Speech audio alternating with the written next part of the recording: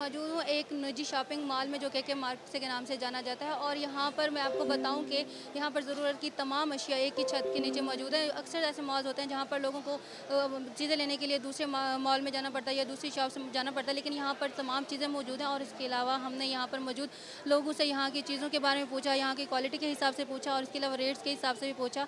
अक्सर मॉल्स ऐसे होते हैं जहाँ पर रेट्स ज़्यादा होते हैं और जो लोग होते हैं वो चीज़ें आसानी से नहीं खरीद सकते, लेकिन यहाँ पर हमने लोगों से पूछा तो उनका यही कहना था कि यहाँ पर बहुत अच्छी क्वालिटीज़ की चीज़ें मौजूद हैं और उसके अलावा यहाँ पे रेट भी मुनासिब है और वो आसानी से ख़रीद भी सकते हैं।